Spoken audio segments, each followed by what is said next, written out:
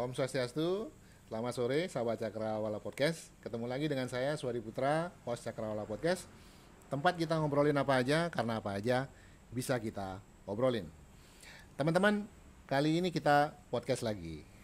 Tempatnya di outdoor, di sebelah studio. Nah, tema podcast kita kali ini adalah memperingati Hari Tari Sedunia. Nah, kebetulan narasumber kita kali ini adalah seorang maestro yang masih eksis sampai sekarang. Mungkin beliau sudah berkesenian itu dari zaman saya belum lahir sampai sekarang, akhirnya masih menjadi pembina seni khususnya di Denpasar, Bali. Siapakah beliau? Di sebelah kanan saya, Om Swastiastu, Pak Man. Om Swastiastu. Beliau adalah Pak Nyoman Suarse. Punapi katra Pak Man. Becek. Kena on. Kena. Ya. Vaksin sampun lengkap. Sampun baru 2 kali. Dua kali. Harus di booster lagi nanti. Iya, kembali 1 bulan itu. Ya, kalau sudah fit kondisinya, ya, booster. Siap. Ya, pokoknya mudah-mudahan sehat selalu Pak Man. Semua. Teman-teman, beliau ini seperti yang saya bilang tadi adalah seorang maestro seni, khususnya seni tari di Kota Denpasar. Kita bakal ngobrol Pak Man nih. Mohon izin ya. Bahasanya boleh dicampur, nggak apa-apa Pak Man. Siap. Langsung saja teman-teman, kita akan masuk di sesi 1. Di sesi 1 kita bakal mengenal lebih jauh pribadinya Pak Nyoman Suarse. Yang pertama Pak Man, siapa sih sebenarnya Pak Nyoman Suarse? Lahir di mana, tanggal berapa, tahun berapa, bulan apa? Boleh diceritain. Oke Pak. Tiang lahir tahun 57. 57 lahir. Itu tepatnya tanggal 7 Maret. 7 Maret tahun 57. Yang lahir di Denpasar. Nah, tempatnya juga di Wangaiklot, Jalan Kartini. Di pusat kota ya Pak Man lahir ya? Pusat kota. dan ini akan menjadi tidak dijangka saya itu bisa menjadi seorang penari gitu. Baik Pak Man. Karena di lingkungan saya kan tidak ada lingkungan seni lah. Iya, itu dari dulu sudah seperti itu ya lingkungannya Pak Man ya. Sudah lingkungan bisnis di sana. Lingkungan bisnis. Iya. Oke, baik. Kalau boleh tahu sedikit tentang masa kecil Pak Man dulu, apa saja kegiatan Pak Man? Tiang di rumah waktu kecil SD lah yang Tiang punya tanggung jawab khusus nih, karena kaitannya dengan pekerjaan bapak lah. Bapak Tiang nikah sebetulnya seorang bobotoh nih. Bobotoh tajen, sabungan ayam. Dan memelihara ayam banyak gitu. Jadi waktu Tiang kelas 3 SD itu Tiang harus bisa memberikan ayam itu makan. Kelas 3 SD. Kelas SD nih kan sebelum ke sekolah ya kasih ayam makan dulu. Banyak Pak Man punya ayam kurungan. Waktu itu hampir 50 ekoran. 50 ekor. Jadi berarti harus memberi makan 50 ekor ayam itu setiap pagi. Setiap pagi dan sore. Jadi itu kan tugas pokok di rumah nih kan. Berarti itu sudah dapat tugas penting waktu itu karena ini terkait dengan antara hidup dan mati. Tugas bapak nih kan. Nah, terus akhirnya pada saat itulah ada orang belajar menari di rumah saya. Jadi ada beberapa anak-anak, karena bapak saya itu pencinta seni. Dia pencinta. Dia sangat senang menyenangi kegiatan yang berbau seni. Dia sangat senang melihat orang menari. Nah, dia mengajak temannya di Tajan itu ada bisa menari. Diajaklah pulang untuk mengajarkan anak-anak itu menari. Sebentar. Tiang dapat berita bahwa orang tua Pak Manike keturunan Cina, benar? Ya, betul. Jadi orang tua Tiang Niki namanya Nyo Juciang. Nyo Juciang Ya, itu dari keturunan Tionghoa. Tapi ibu bapak saya itu adalah orang Bali. Jadi dadong saya, nenek saya. Jadi nenek saya itu orang Bali dari Sanur. Dari Sanur? Buruan Sanur. Sedangkan kakeknya Pak Man? Asli Cina. Ya, itu berdagang dulu katanya, kakek itu berdagang ke Bali. Ya. Diambillah nenek saya orang Sanur. Lahir bapak saya yang namanya Nyo Juciang. Kalau bapak saudara berapa orang? Dia itu ada 4 orang saudara, tetapi satu bapak saya paling besar, kedua adiknya pulang ke Cina, ketiga punya saudara di Cina dong berarti. Yang jelas punya, tetapi sampai sekarang pun kita nggak tahu di mana gitu, karena terputus begitu hubungannya saja. Terputus. Nah, akhirnya bapak saya mengambil ibu saya. Ibu saya kan Ibunya Bali. Paman? Oh, orang bukan Bali. orang Cina, orang Bali. Orang Bali, namanya Nima Dekerti.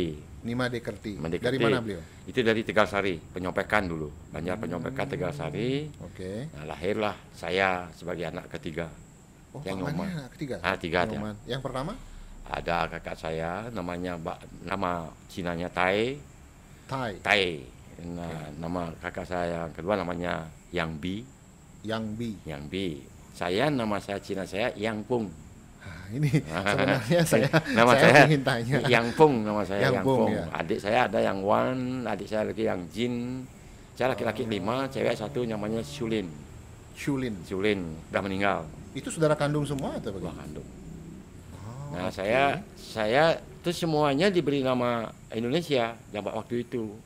Waktu tahun 65 66 itulah. Ya. Diberikanlah kakak saya yang pertama namanya Putu Suwirna. Putu Suwirna. Tai itu namanya Suwirna, yang B itu namanya Made Sujana. Nah, Titiang sendiri Nyoman Suwarse. Oke. Jadi semuanya ada nama Balinya lah. Termasuk yang adik yang adik juga ada Subrata, ada Sujina, ada Suliani. Oke. Kemudian bagaimana ceritanya sampai sekarang Pak Man menjaga tradisi itu? Masih ada ya Pak Man? Misalnya perayaan Gongsi Pacoy. Begini. Ya, artinya Titiang bukan lupa ya. Saya tetap ingat bahwa saya punya keturunan Tionghoa. Itu saya ingat. Tapi kalau mengingat waktu saya dilahirkan, saya diupacarai secara Hindu. Ini aneh nih. Bapak saya itu kalau di KTP Buddha dia. Tetapi dalam sehari-hari kehidupannya itu lebih banyak mengikuti Hindu. Karena ibu saya Hindu. Jadi ibu saya lebih menonjol di bidang itu. Di bidang agama itu. Jadi ibu saya yang lebih menonjol. Artinya Bapak juga lebih banyak menyerahkan ke ibu. Mengikut, sangat mengikut. Bukan menyerahkan tapi mengikut. Mengikut sehingga sampai sekarang saya lebih dekat dengan keluarga ibu. Jadi pada keluarga Bapak. Ya enggak? Oke. Jadi otomatis ya begitu jadinya. Otomatis seperti itu. Sehingga keluarga Bapak yang masih ada sekarang, arti misan-misanan saya itu ada sekarang, dia Buddha. Oke. Berarti keluarga Nusantara ya. Artinya sudah mungkin dibentuk seperti itu. Nah, artinya tiang seperti itu. Baik. Saya lanjutkan lagi waktu saya ngasih burung makan, melihat orang belajar menari. Nah, itu orang belajar menari itu memang di sekitar rumah Pak Man atau memang di rumah tiang sendiri? Di rumah Pak Man sendiri.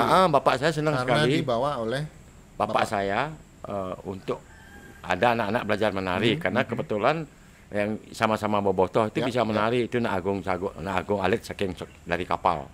Anak Agung Alit dari kapal, memiliki salah satu gengnya Bapak waktu sama-sama sabungan ayam lah. Matajan ke depan Matajan. Karena Bapak saya senang setiap akan Matajan ke sana dulu Nak Agung iki. Jadi suruh orang belajar nari sama Bapak saya. Nah, waktu itu saya mau belajar tidak dikasih. Nah, ini yang saya sempat dengar berita bahwa justru Pak Man sendiri dilarang belajar nari. Dilarang karena ada tugas tadi itu. Memang siap Maman memberikan ayam makan itu. Saya tidak boleh belajar menari. Nanti kalau kamu punya tanggung jawab. Ya, siapa yang ngasih ayamnya makan gitu. Kamu tidak usah belajar, kamu kasih ayam makan aja gitu. Akhirnya bahasa. Tetapi waktu orang tua Pak Man, artinya Bapak waktu memberitahukan seperti itu, ada sesuatu yang bergejolak nggak di dalam hati? Saya waktu itu belum, karena saya merasa ini tugas saya, terbengkai nanti udah. Tapi Pak Man melihat orang latihan menari itu sudah ada keinginan pingin belajar. Sangat ingin, dan saya lebih mampu dari mereka. Rasanya punya firasat bahwa Pak Man itu lebih jago loh. Kalau dikasih kesempatan. Kalau saya latihan ini tidak lagi semenit, saya sudah bisa sampai dalam pikiran. Karena sambil ngemasak nonton gitu. Istilahnya ngintip orang latihan. Dalam hati saya pikir anak-anak yang latihan itu bodoh. Itu yang latihan di sana itu anak-anak di sekitar rumah. Sekitar rumah latihan. Sekitar rumah. Tapi satu pun tidak ada bisa. Tiang sampai bilang untuk genci sing bisa gitu bahasa. Kaku kru. Dalam hati Tiang sudah bisa gitu. Cuman tidak nyampe. Sebentar. Pak Man sambil mengintip kegiatan latihan menari, otomatis ikut belajar menari, tapi secara otodidak berarti ya? Saya diam-diam memang Tiang belajar. Setelah mereka pulang semua, Tiang suruh memang siap mama, Tiang latih apa yang dikasih sama guru tadi. Yang berhasil direkam. Ya, salah satunya gerakan kaki itu. Kalau ada gerakan mapal itu, itu kan itu yang paling penting bagi guru itu kemarin. Kalau saya nonton waktu itu kuncinya karena biar kuat itu. Kakinya harus kuat menari gitu. Nah, itu yang latih terus sendiri di rumah. Nah, setelah itu lanjut orang latihan ngagam tangan di atas dan sebagainya. Saya latihan juga sendiri, enggak ada guru. Cuma saya ingat-ingat apa yang dikasih guru tadi gitu. Oh, ini gini agam, ini namanya agam kanan. Ini namanya agam kiri. Saya ingat-ingat terus. Ini namanya seledet. Ini seledet, ini kipakan. Cuma saya latih sendiri. Tapi Bapak tahu nggak, Pak Man? Nah, belum tahu. Oke. Tetapi lama-lama karena anak-anak itu cati terus sampai tidak bisa ngalih pailah, arti komposisinya nggak bisa. Saya jengah gitu.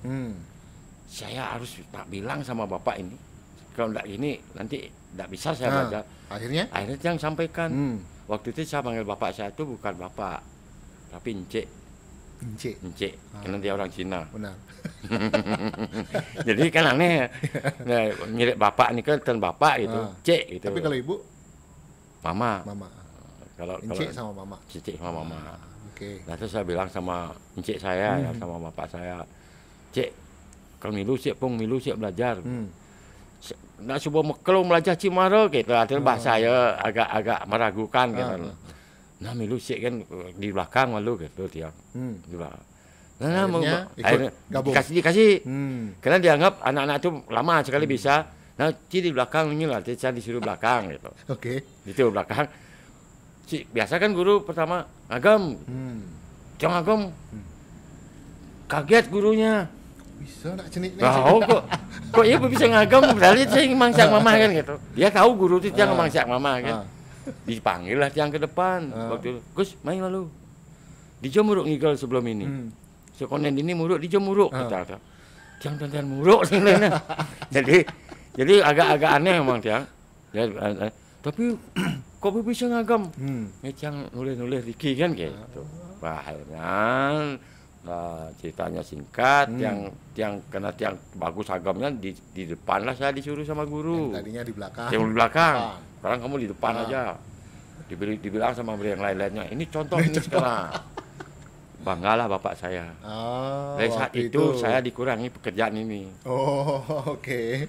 Difokuskan saya harus belajar nari terus. Gitu. Oke. Ngerti Pak? Iya. Kamu harus belajar nari. Berarti dari semenjak itu ya? Waktu itu Pak Man sudah sekolah?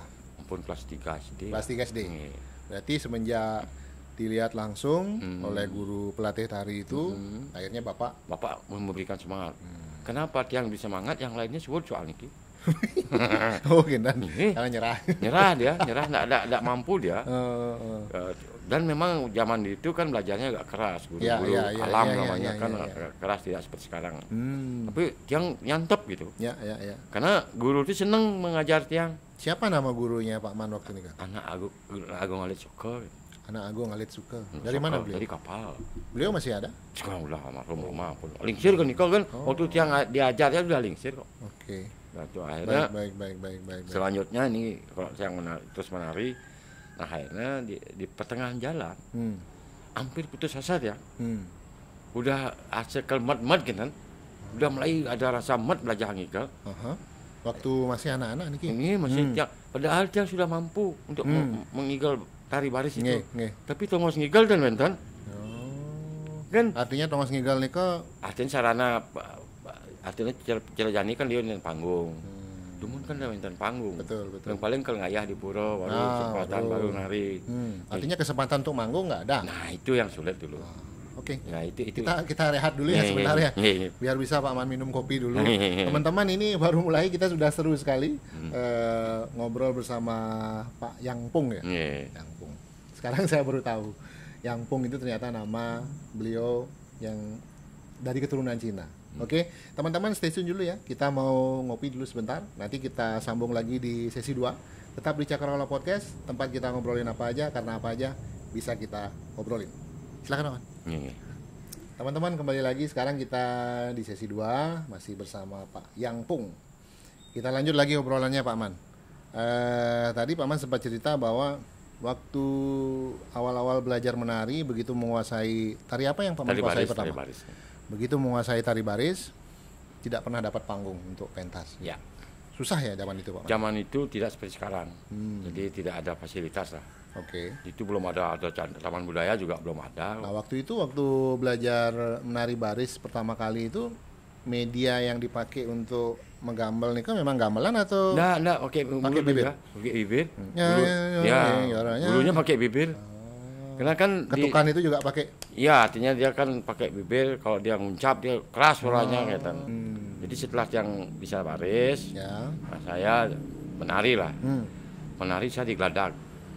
Di geladak itu kan pedungan. Iya, geladak, Saat Merto itu zaman-zaman itu gonggong yang cukup top gitu. Betul. Kalau di geladak lelambatannya gong piar lah ya. Jadi Saat Merto juga punya nama sampai sekarang kan menjadi legenda kan.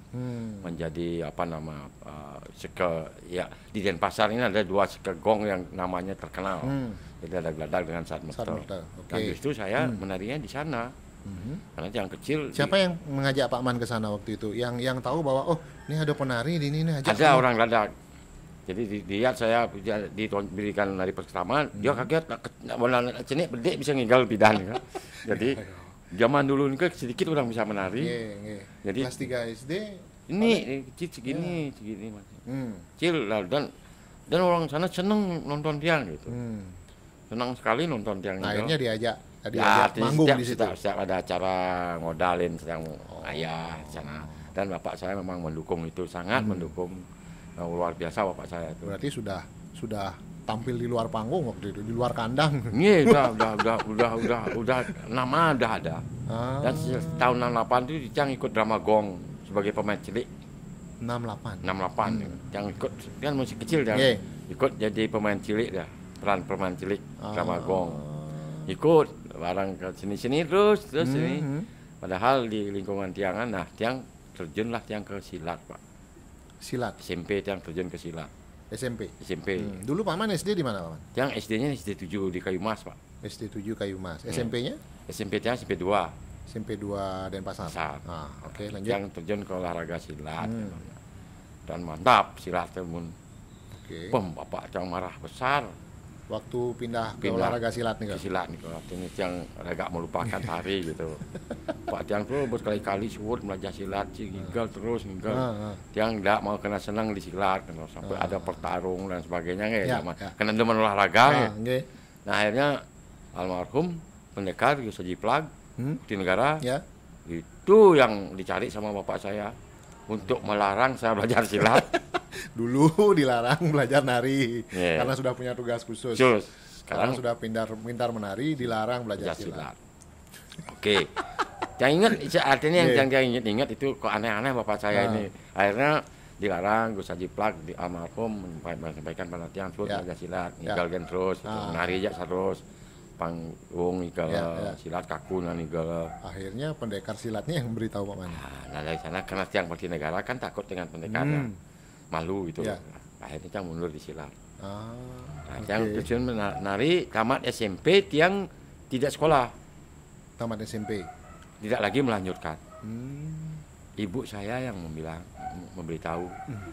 Kang ini cepet masuk karena ibu Tiang kan mendagang kopi, Pak. Di Wangayo. Nggih, isin toko lah nih. Gemper toko lah nih. Apa Tiang tugasnya metajan. Itu profesi waktu itu ya, Pak? Ya, itu profesi. Ya, mulai telah napi tuh. Terus. Dan kopi karena tidak ada yang meladeni ibu saya. Karena Tiang satu-satunya anak, beli anak nakal-nakal. Jadi Tiang lah yang diharapkan sama ibu untuk membantu mendagang gitu. Nah, setelah sepakat termasuk bin tamat SMP. Stop. Nah, pada zaman itulah Tiang bertemu dengan Pak Brato, Pak. Pak Brato seniman. Tiang ngigel di Saat Merta kan? Beliau pemain kan? Agak aneh pemain ya, betul. Di sanalah Tiang ketemu, di sanalah beliau memberitahu Tiang shoot belajar baris biar rompong pelajin gitu. Mulai Tiang meningkat. Dari situ.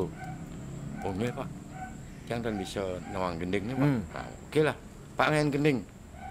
Gending rompong kan harus tahu kita. Betul. Nah itu Tiang dikasih nanda. Ini perlu keahlian tambahan. Harus bisa menggamel kan. Betul. nguruklah tiang dengan seadanya, bla bla bla bla. Gelis satu niki, Pak Brato lah guru saya untuk mengajar kebiar rompong, padahal Pak Brato adalah orang Karawitan. Betul, betul. Tapi guru saya dia mengajarkan saya kebiar rompong. Pak Brato menguasai nih kak?